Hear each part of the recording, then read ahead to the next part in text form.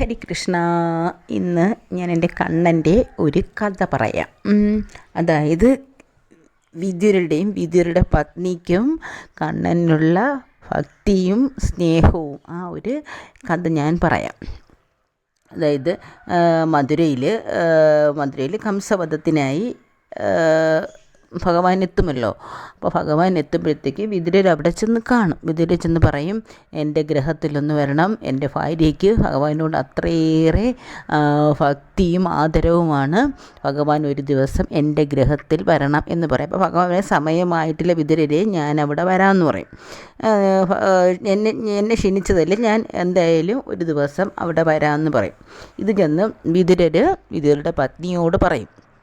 അങ്ങനെ പത്നി അന്ന് മുതൽ ഭഗവാനെ കാത്തിരിക്കുകയാണ്. എൻ്റെ ഗ്രഹത്തിൽ ഭഗവാൻ എന്ന് വരും എന്ന് സ്വപ്നം കണ്ട് ഇങ്ങനെ കാത്തിരിക്കും. ഉറക്കത്തിലും ഊണിലും എപ്പോഴും ഭഗവാനെക്കുറിച്ചുള്ള ചിന്തകൾ. എന്തൊക്കെ കൊടുക്കണം, ഭഗവാനെ ഞാൻ എങ്ങനെ ആദരിക്കണം, എങ്ങനെ പൂജിക്കണം, ഭഗവാൻ എങ്ങനെ ക്ഷണിക്കണം, ഇന്നെല്ലാം കാര്യങ്ങൾ ചിന്തിച്ച് വിതുരരെ ഭക്തി മൂത്ത് ഇരിക്കുകയാണ്. അപ്പോൾ അടുത്ത വീട്ടിലെ ഒരു ഉണ്ണി വിതുരരുടെ പത്നിയെ സഹായിക്കാനായിട്ട് എന്നും അവിടെ വരാറുണ്ട്. അപ്പോൾ ഈ ഉണ്ണീരോട് വിതുരരുടെ പത്നി പറയും, എല്ലാ വീട്ടിലും കണ്ണൻ പോവും, കണ്ണൻ്റെ കുഞ്ഞിലുള്ള കുസൃതികളും കോപികമാരെ കലങ്ങൾ ഉടച്ചതും വെണ്ണ മൂട്ടിച്ചതും പിന്നെ യശോദാമ്മ ഉരലിൽ പിടിച്ച് കെട്ടിയത് എല്ലാ കഥകളും ഈ ഉണ്ണിയോട് ഈ വിതുരരുടെ പത്നി ഇങ്ങനെ പറഞ്ഞുകൊണ്ടിരിക്കും. ആ ഉണ്ണി ഇതെല്ലാം കേട്ടോണ്ടിരിക്കും.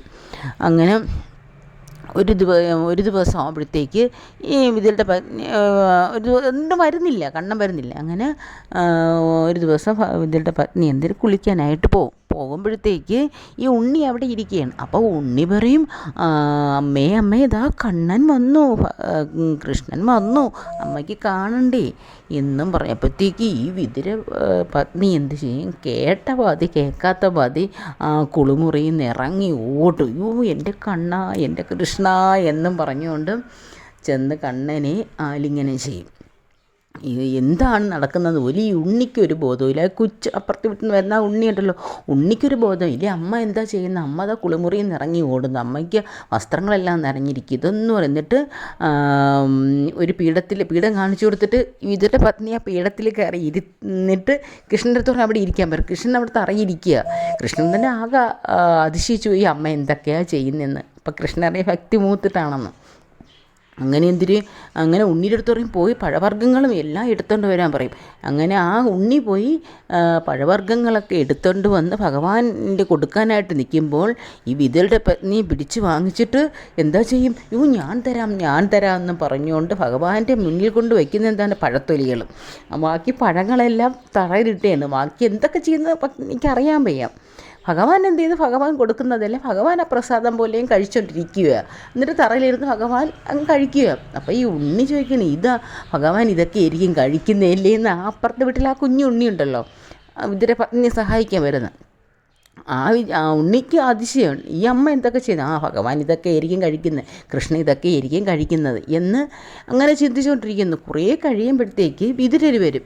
വിതുരർ വന്ന് നോക്കുമ്പോൾ എന്ത് അതിശയോ, ഭഗവാൻ കൃഷ്ണൻ എൻ്റെ വീട്ടിൽ വന്നു, ഇതെന്താ ഇവിടെ നടക്കുന്നത്, എൻ്റെ പത്നി എൻ്റെ പ്രിയതമ എന്താ ചെയ്യുന്നത്, ഭഗവാനെ തറയിരുത്തിയിട്ട് പഴങ്ങളുടെ തൊലി തീറ്റിക്കുകയോ. വിതുരർ ആകെ ഭഗവാനോട് മാപ്പ് പറഞ്ഞിട്ട് അപ്പോഴത്തേക്ക് വിതുരരുടെ പത്നിക്ക് സ്ഥലകാല ബോധമുണ്ട്. അയ്യോ ഭഗവാനെ, ഞാൻ ചെയ്തത് തെറ്റ്, അപരാധങ്ങൾ എന്നോട് പൊറുക്കണേ, ഞാൻ ഭഗവാൻ വന്ന ആ ഒരു കേൾക്കാത്ത മാത്രയിൽ ഞാൻ എന്ത് ചെയ്തു എന്ന് എനിക്കറിയില്ല, ഭഗവാനെ പൊറുക്കണേ, എൻ്റെ ആചാര മര്യാദകളൊക്കെ ഞാൻ തെറ്റിച്ചു, ഭഗവാൻ എന്നോട് പൊറുക്കണേ.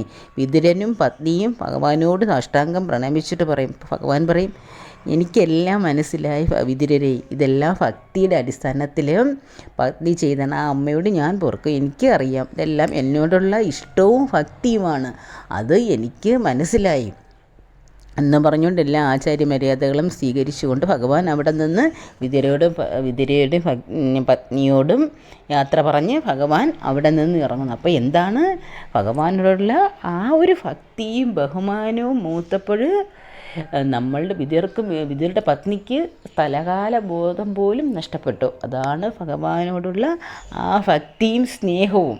ഹരേ കൃഷ്ണ സവർണം കൃഷ്ണ പാദാർപ്പണ നമസ്തു. ജയ് ശ്രീ രാധരാധി സർവത്ര ഗോവിന്ദ നാമ സങ്കീർത്തനം.